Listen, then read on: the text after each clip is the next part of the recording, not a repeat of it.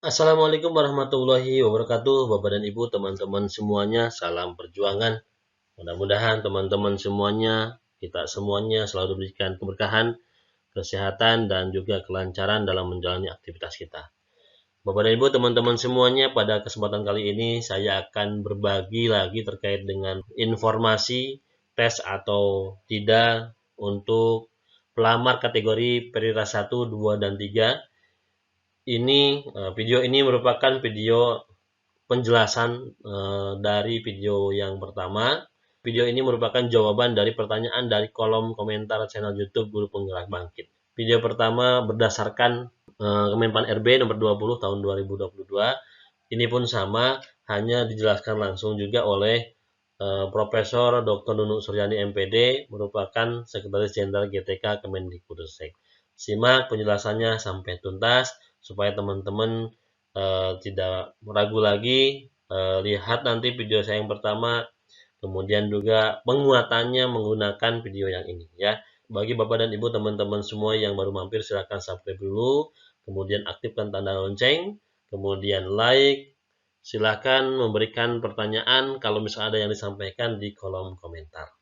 Bapak dan Ibu, teman-teman semuanya, kita tahu bahwa kategori dan persyaratan pelamar ini ada dua, yaitu pelamar prioritas dan pelamar umum berdasarkan pasal.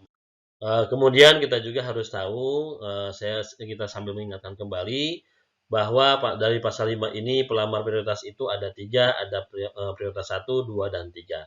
Di mana untuk pelamar prioritas ke-1 ini merupakan teman-teman semua yang lulus passing grade, yang sudah mengikuti tes kompetensi tahap 1 dan 2 ataupun 2 di tahun 2021 ini yang belum menempati formasi tapi sudah lulus passing grade. Nah, ini dari K2, dari guru non ASN, kemudian lulusan PPG, dan guru swasta yang sama-sama sudah memenuhi nilai ambang batas di tahun 2021. Ini merupakan prioritas pertama ya. Kemudian ada juga ini yang pelamar prioritas kedua merupakan tenaga honor K2. Beda dengan yang A ini teman-teman ya. Kalau yang ini tenaga honor K2 yang sudah lulus memenuhi ambang batas di tahun 2021. Nah, kalau yang ketiga ini atau di prioritas kedua ini tenaga honor K2 tentunya yang belum lulus memenuhi ambang batas di seleksi tahun 2021. Tapi masuk prioritas kedua ya. Kemudian yang keempat adalah pelamar prioritas ketiga sebagaimana dimaksud pada ayat 1, huruf C merupakan guru non-ASN di sekolah negeri yang terdaftar di Dapodik dan memiliki masa kerja paling rendah 3 tahun. Jadi ini juga berbeda dengan ini ya, dengan yang B, guru non-ASN yang memenuhi ambang batas yang B ini ya. Kalau yang nomor 4 ini, di ayat 4 ini, prioritas ketiga ini, tentunya guru-guru yang memiliki masa kerja 3 tahun. Nah, itu menjadi prioritas kedua. Apakah lulus passing atau tidak? Ya tentu tidak, kan di sini sudah ada dijelaskan kalau yang lulus passing. Kalau ini kan tidak. Itu teman-temannya silakan dipahami. Ini hebatnya pemerintah luar biasa berpihak kepada kita dan teman-teman semuanya sebagai guru honor ya. Subhanallah, luar biasa. Ini dikutip dari jpnn.com, luar biasa teman-teman, up to date informasinya di jpnn.com ini. Silakan teman-teman ikuti. Sekretaris Dirjen Guru dan Tenaga Kependidikan GTK Kementerian Pendidikan Kebudayaan Riset dan Teknologi Kemendikbudristek Nunuk Suryani menyampaikan guru honorer dengan masa kerja minimal 3 tahun dan terdata di Dapodik tidak tes lagi. Saya kasih garis bawah ya supaya teman-teman paham. Di video pertama saya pun menyampaikan itu. Nah, ini adalah penjelasan dari Bunda Nunu bahwa guru honor yang mengabdi sudah lebih dari 3 tahun dan terdaftar di Dapodik tidak tes lagi ya, tidak tes lagi atau tidak tes menggunakan CAT UNBK yang teman-teman ikuti pada tahun 2021. Catat nih.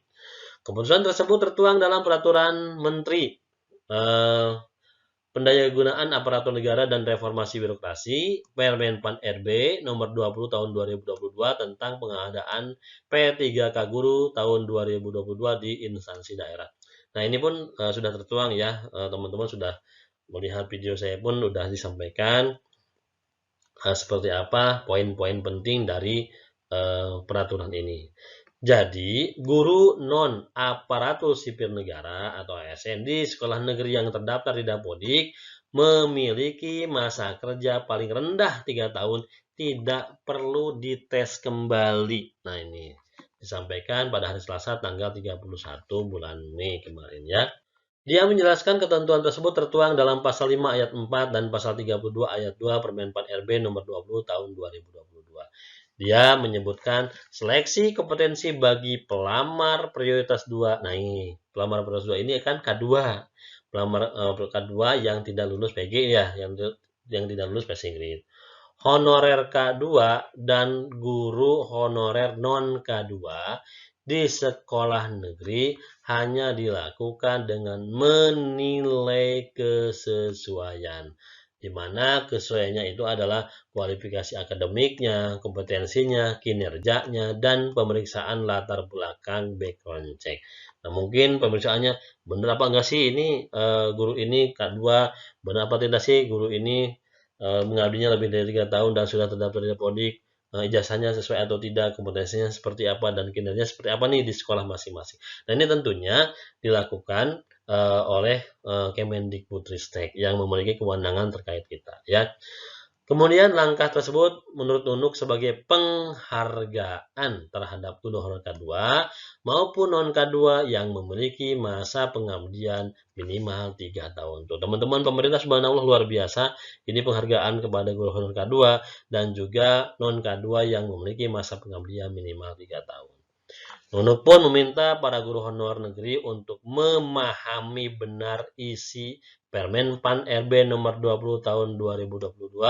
Regulasi tersebut sebagai bentuk keberpihakan pemerintah kepada guru honor. Jadi luar biasa, kita juga mengapresiasi pemerintah, mengapresiasi Komisi 10, dan mengapresiasi teman-teman kita yang berjuang sampai datang ke istana, diskusi dengan Komisi 10 DPR RI, diskusi dengan kementerian, dan terlahirlah Permen PAN RB nomor 20 tahun 2022 ini, di mana regulasi ini berpihak kepada teman-teman berpihak kepada kita semuanya ya. Itu yang disampaikan Bunda Nunuk. Dan ini pun sebagai penguat, kita bisa melihat Instagram Bunda Nunuk, teman-teman semuanya. Silakan ikuti Bunda Nunuk Instagramnya. Ini ada yang bertanya, bagaimana kami yang belum ikut tes menunggu tahap 3 untuk lintasi instansi? Nah, kata Bunda Nunuk, jawabannya ini teman-teman luar biasa kan? Nah, yang belum tes dan terdaftar di Dapodik 3 tahun terakhir berturut-turut masuk kelompok prioritas 3 ya. Masuk kelompok prioritas 3, tidak tes nih, tidak tes. Tapi melalui pemeriksaan kesesuaian atau observasi saja yang tadi sudah disampaikan ya. Subhanallah, teman-teman, kita bersyukur, mudah-mudahan harapan kita, cita-cita kita menjadi ASN P3K di tahun 2020 ini tercapai berkat keberpihakan pemerintah terhadap kita sebagai guru honor. Hanya itu yang bisa saya sampaikan. Mudah-mudahan cita-cita kita menjadi ASN P3K tahun ini tercapai ya. Tetap kita berdoa dan berusaha yang terbaik. Semoga yang terbaik buat kita dan pemerintah yang sudah memperjuangkan kita ya. DPR RI tentunya, Komisi 10, dan teman-teman yang berjuang sampai ke istana ya. Hanya itu yang bisa sampaikan. Silakan yang belum subscribe, silakan subscribe dulu, aktifkan tanda lonceng, like, dan silakan isikan pertanyaan di kolom komentar, nanti akan saya sampaikan dengan video seperti ini ya. Assalamualaikum warahmatullahi wabarakatuh.